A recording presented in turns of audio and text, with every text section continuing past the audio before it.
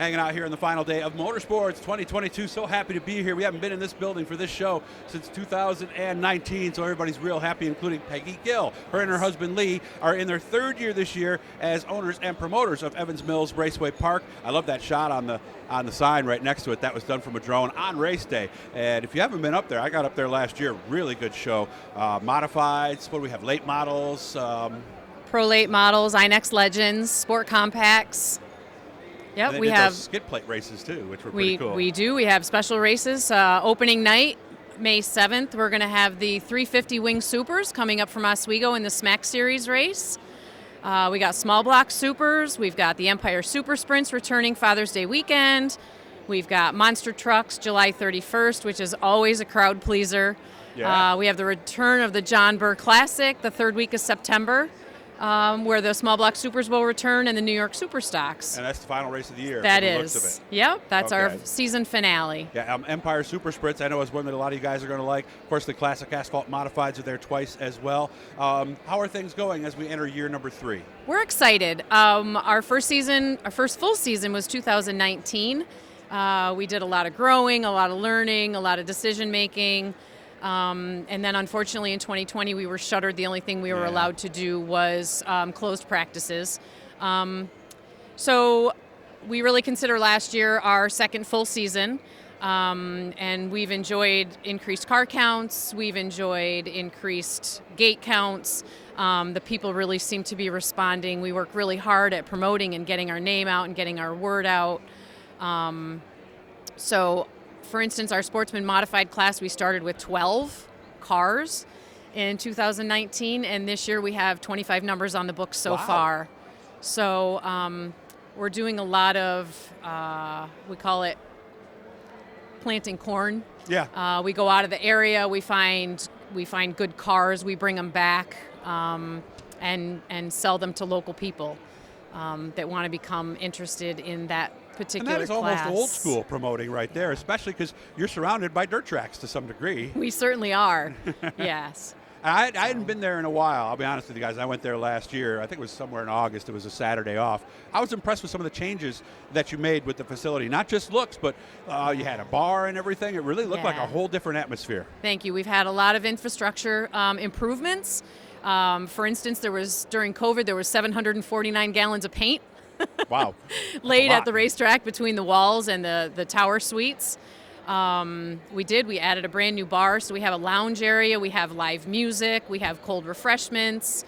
I have a gift shop we call the Race Shop. Nice. Which has lots of apparel and trinkets and ice cream and candy, just to make it a family atmosphere. Keep the kids happy, mom and dad are happy. Yeah. It's a 3-hour show. We really appreciate our crowd. And so you didn't grow up around this, unlike your husband Lee, did you? I did not. So how'd you find your way? Was it through Lee? It absolutely was. Okay. And when I met Lee, it was very clear from the beginning that this is a very deep, rich part of his life and his family's life. And I found a place where I could fit in. Mm-hmm. So very early on, I was just quite simply helping wash race cars. I remember one Christmas he gave me a clipboard with stopwatches on it, and I thought I had won the lottery. So welcome to the racing family, huh? Jewelry. Here we go. Yeah, forget the diamond earrings. Give me the clipboard. Yeah, that's right. But it's a really nice clipboard, right? Yes, it was.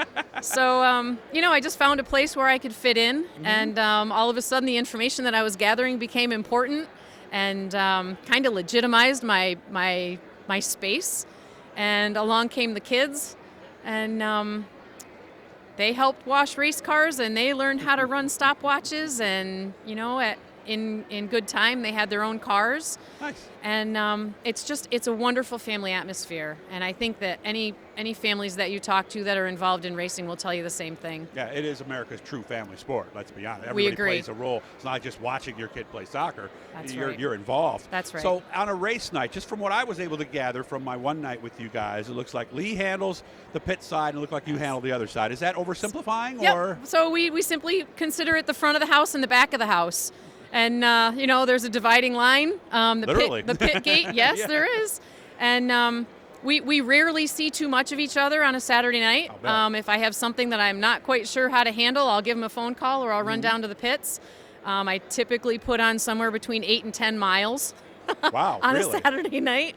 So that's your weekly workout, too. There's a lot of things there's a ton of moving parts that if we're doing our job correctly, people don't even know it's happening. That's true. They just enjoy the show and that's right. everything runs smoothly and all of that. So that's right. We have a lot of really great people in good positions that do their job well for us. That's what really matters, I think, the most in racing. You guys set the tone, but it's the people that everyone sees and interacts with that make the difference. And you guys have a couple Napa stores? Is that what your during the week job?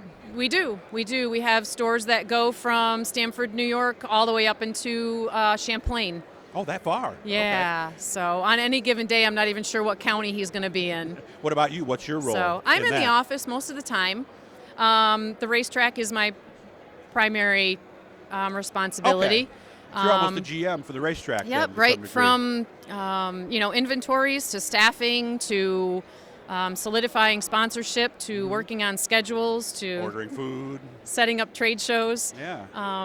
So you're happy? You like it? You like the way your life has gone? We really do. It kind of feels like everything we've done up to this point has brought us to where we are. Good. And I'd like to think that having been in the racing side of things as many years as we have, that we bring an element to promoting that maybe someone who hasn't raced doesn't bring. So we know throughout the years that we raced what we liked and what we didn't like.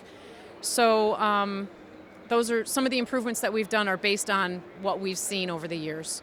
Again, opening day will be coming up before May you know 7th. it. All right. They have open practice on April 30th and May 1st. Yes. So that's a good chance if you never went and you want to see what it's like. That's right. Free admission to the grandstand. Absolutely. Okay. And if you want to learn more about them, you can find them, of course, on Facebook, but also Evans Mills Raceway Park.com. Correct. Peggy, nice talking to you today. Thank Turns you. Out, oh, yeah, not yet. I'm not done yet. Really appreciate the turns opportunity. Out she's the same age as my wife, so she's an 80s chick, just like Camille. Hit that bluey, guys. That'll subscribe you.